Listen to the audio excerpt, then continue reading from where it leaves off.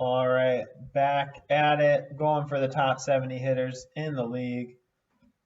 Next five that we're looking at are going to be Anderson, Carrera, Benintendi, McNeil, Mancini. Okay, let's take a look. So Tim Anderson, okay, decent speed, really breakout year last year. And just to check, to be thorough, because we love to do that, I believe he kind of fell off towards the end of last season. Let me just confirm that as far as production. First half, second half. Yeah, look at stolen bases in the first half, 15, only 2 in the second half.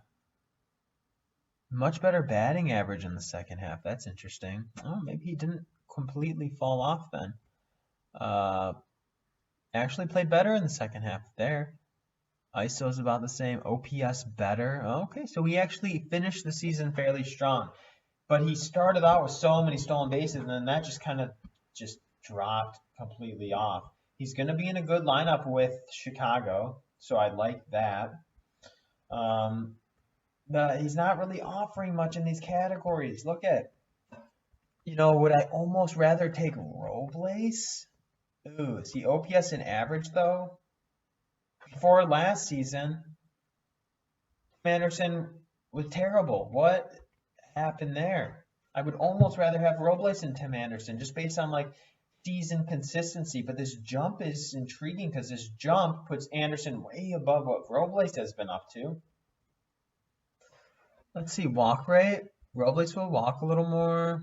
Strikeouts about the same. Babbitt, 399 Babbitt. There it is. That is not sustainable. There's no way. There's no way Tim Anderson does that again. The ISO is just slightly above his career average, but that Babbitt, that's where it is. Didn't hit the ball necessarily that much harder than the year prior. Home run to fly ball about the same. The zone contact way up. Robles isn't a slouch in that category though. I'm thinking an Anderson was just a kind of like a one season wonder. There's no way he's going to produce what he did last year again. I mean, good exit velo compared to Robles. Robles like kind of sucks, but honestly, I don't know. Tim Anderson, especially with shortstop position, like once you get down here, I mean, how many shortstops do we already have ranked? We already have 14 ranked. If you're in a 14-team league, hopefully you get one of those other guys before this. I just can't. I think Robles is still young and developing. I think that Robles will be a step ahead of Anderson for the season. So speaking of shortstops, let's go ahead and move on to Carlos Correa. Okay, so stolen bases, not going to happen, especially on the Astros, man. No one's going to do it, but Correa kind of came up, flashed some speed. We'll look at some of his earlier seasons just to get an idea of what kind of player Carlos Correa is.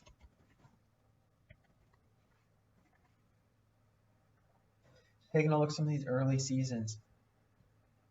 4.4, 4.5 speed, that's down. 14, 13 stolen bases. 20 plus home runs. I mean, it's not an elite hitter, not an elite power guy. Misses a lot of time. Here's his only real full season, age 21. And look at the numbers he put up. I mean, granted, the Astros were not the team that they are now in 2016. But, Carlos Correa, I like him better than Tim Anderson, I would think. Let's kind of compare their stats. Walks, Correa's going to walk more. Strikeout similarly, maybe less. The WOBA's better. The ISO's better. Home run to fly ball and fly balls are better. Zone contact. Tim Anderson really went for it last year, but zone contact overall, Correa is going to be just as good. launch angles there. Expected WOBA last season was ridiculous. Look at the jump. Then the year before, he was really good. You know, he's got to stay healthy, though. That's his thing. He's got to stay healthy. He's got to keep himself in the lineup. Correa's definitely over Anderson. I don't know who has Tim Anderson ranked this high in the pros ranking. Correa's above him. Correa's above Robles. I'd take Correa over Robert. I would. Castellanos, though, okay. Since we don't really have stats for Robert, I'm going to take him out, and we'll go look at Nicholas. Correa's going to hit the ball, higher hard hit percentage. Zone contact, similar for career numbers. Out of zone is going to chase less, Correa is. You know, expected WOBA, you know, Nicholas has been consistent with the expected WOBA. Correa's kind of been up and down, just this really bad season, 2018. Launch angle, Castellanos hasn't beat. Castellanos, about similar. Exit velo, I see them as kind of similar players, actually, overall. Home run, fly ball. You know, Correa's maybe got him there, maybe not. Just last season was huge, but he's been there before at 20%. Maybe I like Correa better then. Babbitt, ISO. The K percentage, similar. Walks. Correa's a little more, you know, I think I got to bump Correa above Nicholas Castellanos just looking at some of these stats. And it's not just because he had this great season there, but like he's done it before a few times. If you look at the career numbers, Correa's better than Castellanos. So I'd be crazy not to put him there. And then Michael Brantley, his teammate, Correa's teammate. Who would I rather have? Assuming Correa can stay healthy, look at this, 321 plate appearances. You get him double that, Correa's going to hit 35 plus bombs. He can do it.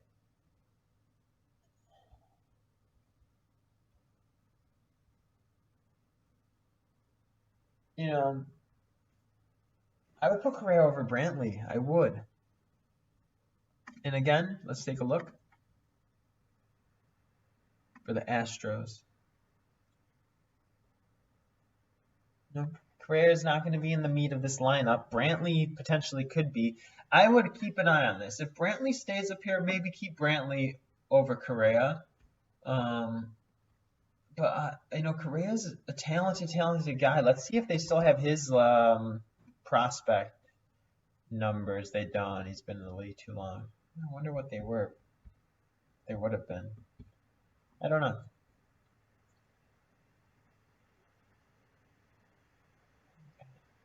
I don't know. If we go to 2016, I don't know.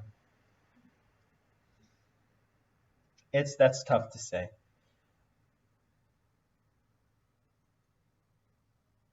I don't know if I'd put him over VR. Would I put him over? I would put him over. I'd put him over Mondesi. I would. I think he belongs here. I think VR can give similar-ish counting stats. Maybe not match him on OPS, but VR's got the stolen bases. So overall, I think it's kind of a wash there. We'll keep Correa at 61. I don't want him to climb too much higher. I think Bo Bichette, who had excellent prospect numbers. I mean, future value 60, okay, with the power, that raw power. If you can get that game power to translate from the raw power, I think he's going to be a pretty special player. You know, between him and Carrera, honestly, it'd be a toss-up. So many shortstops in this range, though. It's impossible to predict, but, you know, that's where I'm going to go at this point, knowing what I know. And we're going to move on. Andrew Benintendi, it's crazy that we're thinking about him like this low in the rankings. You know, last year, where's he at? You know, last year people had him like a top 30 player, draft him in the top, you know, third, fourth round, maybe before that in some drafts. But he had a terrible season, just an awful season. Let's take a look. I mean, he broke out to the league, and let's see what he did. He had 2 full seasons before last year, and look what he did. He improved 776, 830. Home runs, mid-teens, 20s. Okay, that's what you get. But look, he had some runs, he had decent RBIs, he had stolen bases, and then look what he did. 10, 266. He went back to that old OPS, not great. No power, no counting stats, just like, ooh, mediocre all over. Let's look at some of the background peripheral stats to see. Walking less, striking out way more. That's not good. That's the wrong direction for a 24-year-old. Should be getting better in these young 20-year-old years and season. BABIP, career average, or the WOBA about career average, that's fine. ISO, never really had a super superb ISO. Not a real power hitter, so I never really understood, especially in OPS leagues, why would you want to draft him that high? He did hit more fly balls last year. Was hitting the ball a little harder last year. It just didn't really translate to any kind of results. And look at this, he had that elite zone contact, 87, 88, 89%. That dropped off. He was chasing the ball more. And what was that all about? Was he putting extra pressure on himself? So high expectations going into the season. He has the launch angle. Exit velo's not spectacular. Doesn't barrel the ball up. He's just not a very exciting player by the numbers. He's not someone that I get really hyped up about. Him or Tim Anderson, like maybe that's where we stop with this debate. Him versus Tim Anderson.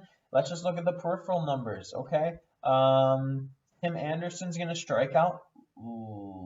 I don't know. I think Benintendi just had a bad season last season. If he can get back on track, Betts isn't gonna be there. Maybe Benintendi's gonna be the guy that they're kind of relying on again.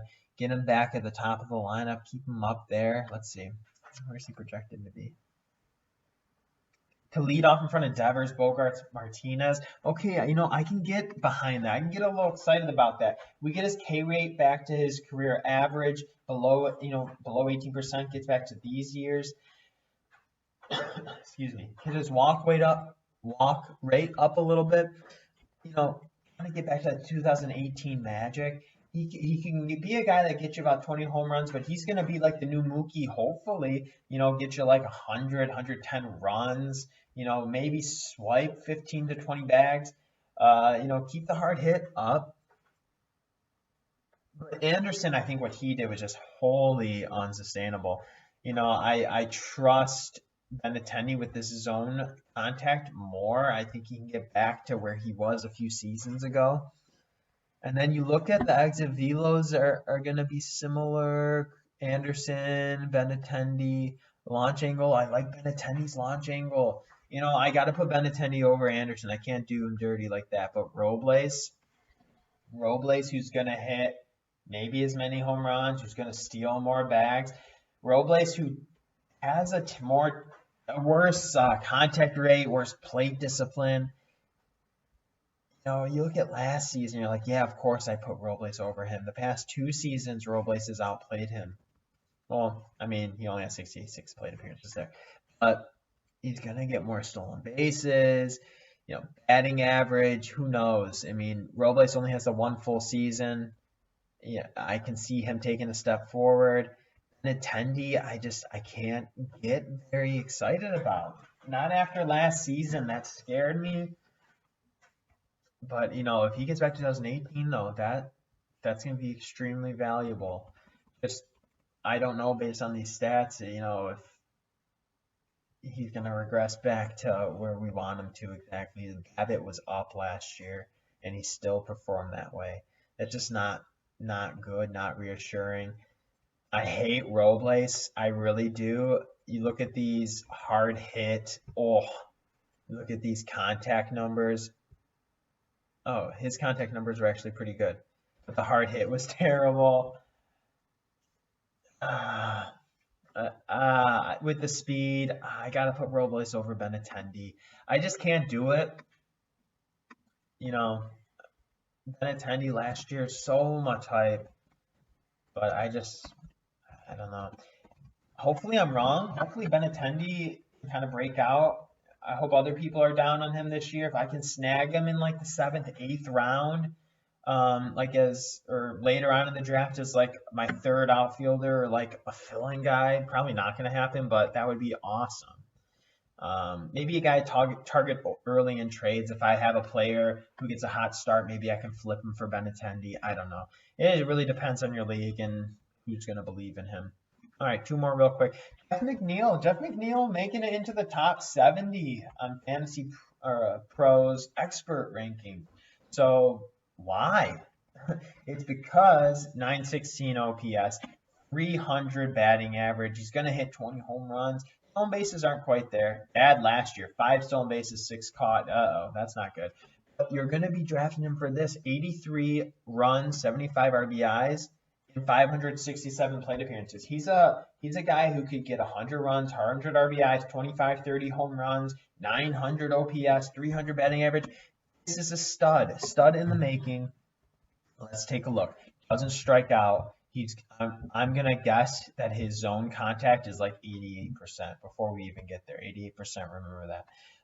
Doesn't walk much, but he doesn't need to because he's gonna put the ball in play. And that BABIP from 2 seasons, or I guess 1.5 seasons, kind of looking at the plate appearances, 344 career BABIP. Okay, I can get on board with that. The WOBA, we'll have to see if this holds up to the expected WOBA. I like what I see so far, and look at this positional eligibility: 3 different positions, second, third, and outfield. Excellent. He's got a pretty decent ISO too.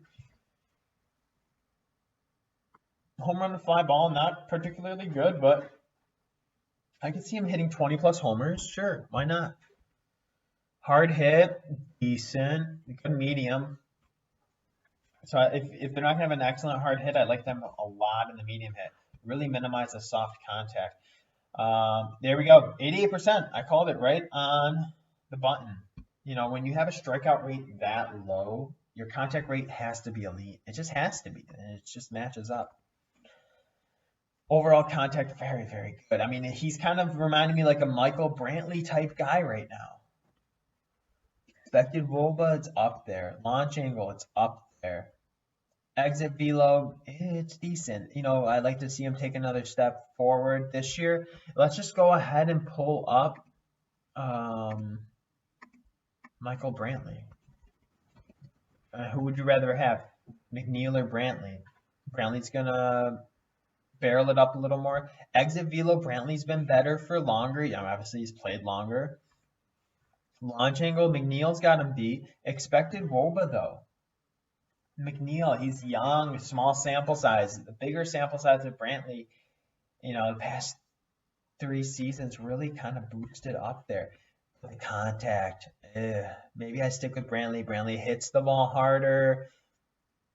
You know, similar home run to fly ball. McNeil's going to hit more fly ball, so maybe more home runs. Speed's the same.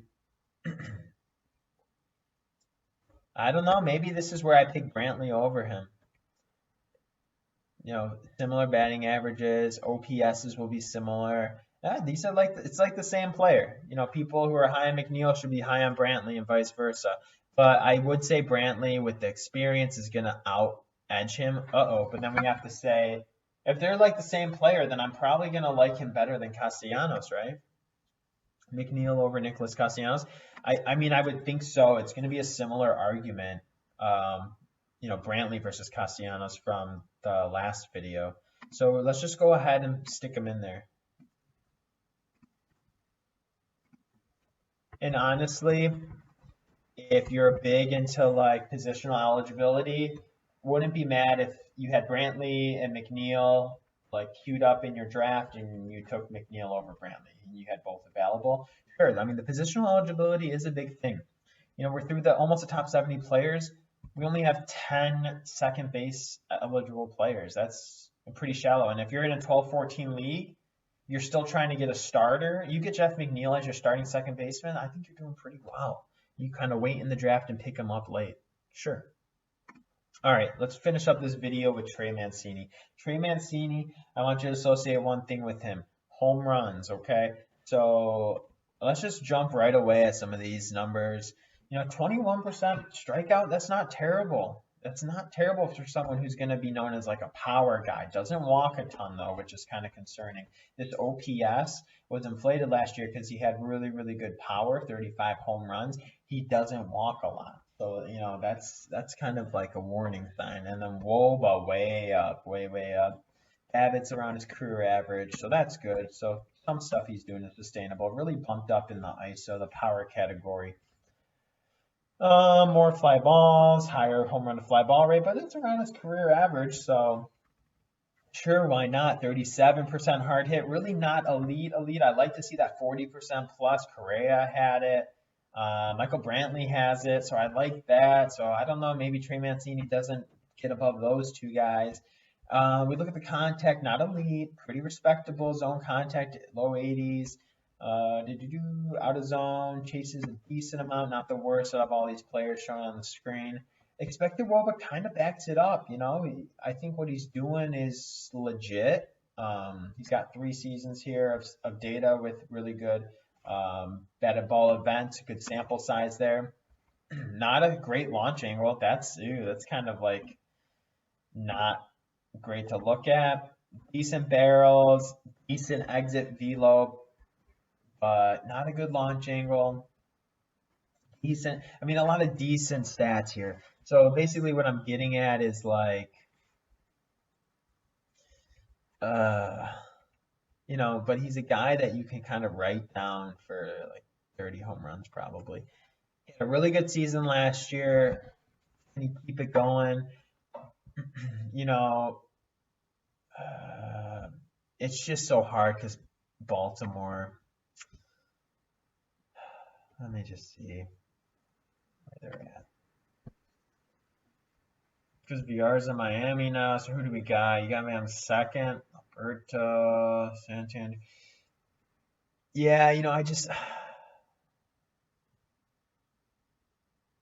Yikes. Before last year, did not have really, really great numbers. He really broke out last year. But what was different? Did he hit more fly balls? Yeah, he hit a lot more fly balls. So I'm assuming maybe the launch angle changed. But his launch angle is terrible. Yeah, it went up, but it's terrible. Hitting the ball a little harder. 90 miles per hour is what I like. That's what I consider good, elite. Well, not elite, but like very, very good. That's what I like to filter by. This is tough. Trey Mancini's never been a guy that really excited me. You want to take him over Anderson, fine. You want to take him over Benintendi? I wouldn't. Benintendi has the better launch angles, similar exit velo. Benintendi never hit 90 miles per hour, but I think that Benintendi has a chance, especially leading off in Boston's lineup, to kind of outproduce Trey Mancini. But I don't mind if you want to take Trey Mancini over Tim Anderson, because I think what Tim Anderson did last year is a mirage and will not be repeated. So there you go. That's going to be your top 70 for now. See you in the next video. And of course, I will continue to monitor all the rankings to kind of see if we need to make any adjustments throughout the preseason, spring training, as more news comes out, trades go down, all that good stuff. So, all right, we'll see you next time.